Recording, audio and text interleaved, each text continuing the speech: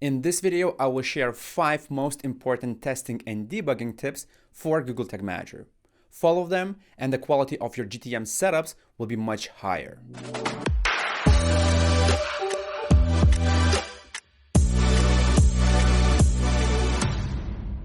Hey, my name is Julius and welcome to Analytics Mania YouTube channel. If you are new here, I teach people how to work with Google Tag Manager and Google Analytics.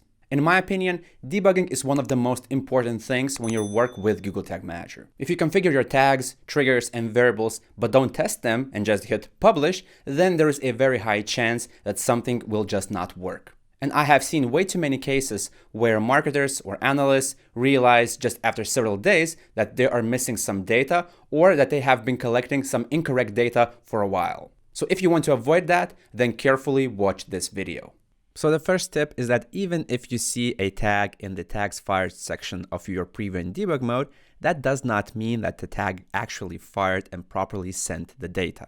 For example, in the summary of the preview and debug mode, you might see that the tag fired one time, but if you go to a particular event when that tag actually should have fired, then you might see the word failed right here. Or in other cases, you will see that the tag is still running. This means that the tag has not properly fired and sent the data to, let's say, Google Analytics or to some other platform which is related to that tag. So keep an eye on this part of the tag, even if you see the tag in the tags fired section right here. So if you notice failed, then check the errors tab. Maybe you will see some errors right there. Or if you see still running, then do a Google search and enter, for example, Google Analytics 4 tag still running in Google Tag Manager. And maybe you will find some ideas what might cause that problem. Now let's take a look at one more situation. Here I have my GA4 tag fired and I see that the status is succeeded. However, even if you see this part, it still does not mean that the data was properly sent to Google Analytics 4. So what you should do is that you should also go to the website where you have activated your Google Tag Manager preview mode, then click on 3 dots right here, more tools, developer tools, and then go to the network. Then enter /collect in the search bar right here because all Google Analytics requests are sent to URL that contains the word collect, and then hit reload. And in my case, what I will see is that Google Analytics request actually failed because currently my tag is configured to send to some unknown host name, which is some incorrect domain. Obviously, this is just an example, but I just wanted to show you that, for example, if you're working with a server-side setup where you're sending your data to your tagging server, then even though you see the succeeded status right here, the actual request was not sent. So always keep an eye on the network tab of the developer tools as well. And always, if possible, check the destination of your data. In my case, that is Google Analytics. So I could check the debug view of Google Analytics 4 and see if the requests were sent properly to Google Analytics and if the data was properly received by GA4. So let me just quickly revert that transport URL which broke the setup. I actually did that while having the video paused. So now I will save the tag after I have fixed it. I will now click the preview button. And now you will see that the request was sent properly. The status is 204. And if I go to Google Analytics, then debug view right here, I should eventually see my device right here and some page views. And here it is. Here's my page view. So if you see your data right here, that is a very good sign. Then after a while, obviously you should check the regular reports as well, like Analysis Hub, maybe some acquisition reports, and check if you get the data right there and if you see it and if it is correct. So remember, even if you see that the tag has fired in the preview mode, there are still many other places where things can go wrong. Therefore, you should check other places as well. Now let's move to another tip, which is that you should not use summary of the preview mode for debugging. The only thing where summary might be kinda useful is just to check how many times did a tag fire. Although if you remember the previous tip, even this number is not correct because maybe the tag has failed and it will still be displayed as fired in the summary. So instead, you should always check the individual events on the left side and check when the tag's fired or not fired, or you can go to the summary, then click on the tag, and here you will see the list of messages on which the tag fired. For example, let me just quickly go to the website. I will click these 3 menu items, and on each one of them, I have a tag that fired right here. So one time fired, another one, and the third time. So if we go to the summary, you will see that my configuration tag fired 4 times and that my event tag fired 3 times. So if I click right here, you will see all the events of the left sidebar where the tag fired. So if you want to debug this tag and check what kind of data was sent on each event, you should then drill down deeper by clicking on one of these. So if I, for example, click on this event, I will be moved to the fourth message in the preview mode. And here I can see the triggering conditions, which conditions were met, what kind of data was sent. So this is where you should be checking what kind of data was dispatched by this tag. And in fact, this screen leads me to the other two tips that I'm going to share. The first one is that you should keep an eye on this switch right here. If you are looking at names, you will see the variable names like click URL, click text, but you should always check the values because this is the value of that click URL variable that was used in the tag. Because sometimes your configuration might be done incorrectly, and at some point, let's say the variable click URL might just not have any data, therefore it will be undefined. So if you want to check what kind of data was sent, one of the ways could be to switch to values while being on a certain event right here or on a certain message, and then while having the tag opened. Then you will see what kind of parameter and what kind of value was sent together with this tag to, let's say, Google Analytics in this case. So always keep an eye on these two radio buttons. Then the next step is very important for Google Tag Manager beginners, because I often see how they struggle with debugging why their tags fired or why their tags did not. So for example, if I click on window loaded event right here, and let's say that I expected this tag to fire. So if you want to figure out why this tag did not fire, then you should click on this tag while having that message selected right here, and then you should check the firing triggers section. Here is my trigger, which is all pages, and at this moment this condition was not met. There's a chance that you will see this block like this, which is the variable name and then the operator and the condition that this variable was supposed to met. So if you want to see what was the value of this variable at this particular moment when this tag was supposed to fire, then you should switch to values. And in this case, we see that the value of the event variable was gtm.load, and this value does not equal to gtm.js.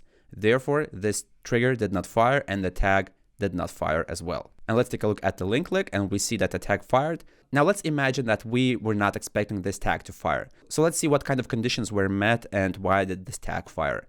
So I choose this message because I was not expecting this tag to fire. I click on a tag, and then again, I check the firing triggers condition. You should ignore this part because this is technical and this is some Google Tag Manager magic that you don't need to care about. However, these two things are important. So again, if you see this view like this, it means that this is the name of the variable, but you need to check what was the actual value of this variable. So switch to values, and then you will see that this value contains this one because this part is right here. And then we were also looking for link click events. So the event name gtm.linkClick equals to this value that we were looking for. So everything is fine. All the conditions were met. Therefore, this tag was fired. However, this part is a bit tricky because Google Tag Manager's preview mode doesn't always show you all of the conditions and all of the things that impact the triggering of a tag. And in some cases, you might see that all the conditions were met, but your tag did not fire. Let me show you one example. Here I am on my demo website, and let's say that I will click this link,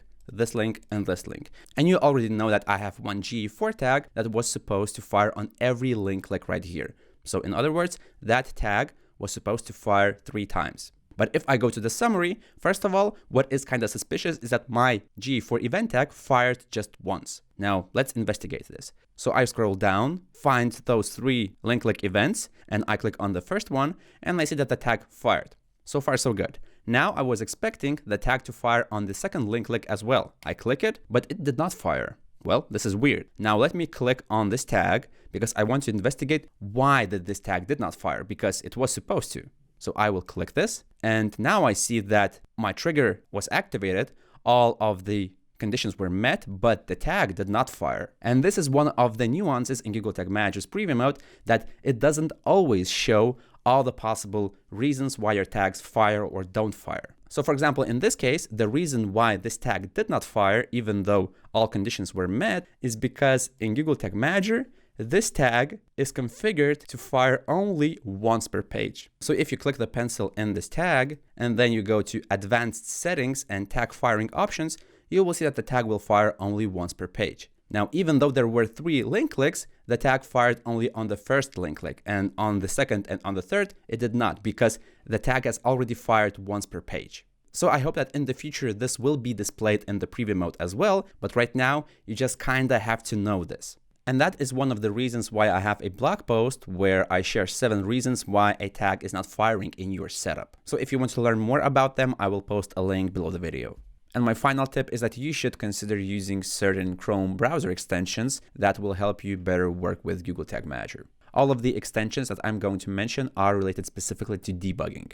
I mean, of course, you could achieve some things just by using the built-in developer tools, but some of these extensions make the debugging process more convenient and easier. So the first one that I would like to recommend is Adswerve's Data Layer Inspector. This is actually one of the most commonly used extension in my Google Tag Manager stack. It offers many features. For example, you can quickly inject your Google Tag Manager container on any website and then debug certain situations. Another thing is that if you open the console of your developer tools and then, let's say, refresh the page, you will see a lot of information highlighted specifically by that extension. For example, you will see all the data layer pushes. If some data is sent to GA4 or Universal Analytics, that will be highlighted right here. You can expand it. You can see what kind of request was sent. Sometimes this extension will also show you some warnings. For example, if 2 identical hits were sent to your Google Analytics property, then this extension will tell you that you should do something about it, because otherwise you will be getting duplicate data. And then if you already have a lot of stuff happening in your console,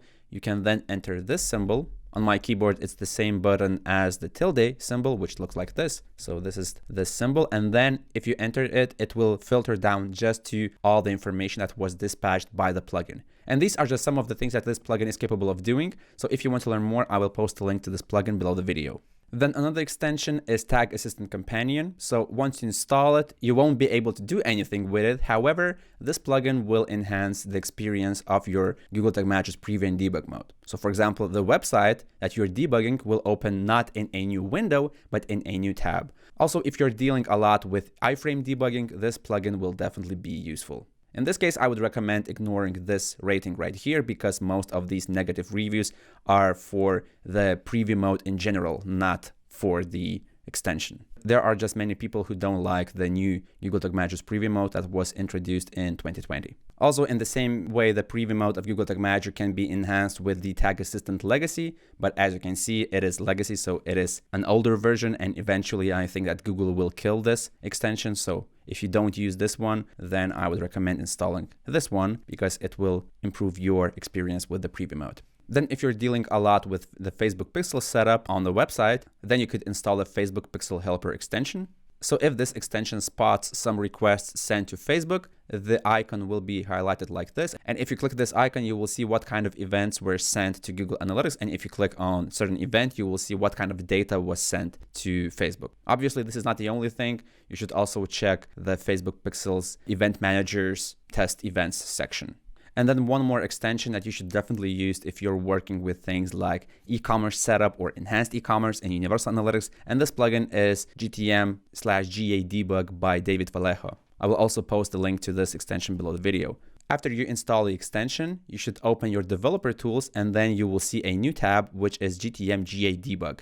You can click it, and then you will have to refresh the page. And now you will see a bunch of stuff of what is happening on your website. You will see the container information, you will see the events. If you are sending some GA4 data, you will see it in this tab. So if you send some enhanced e-commerce data, you will see that data right here. And when you click it, you will see all the information, all the products that were sent, and the format of that information will be displayed in a table. So this is quite convenient if you are debugging a lot of products. And obviously there are more extensions that you could use, but I find these ones the most common in my stack. And if you want to install them, if you want to get familiar with them, you will find the links below the video.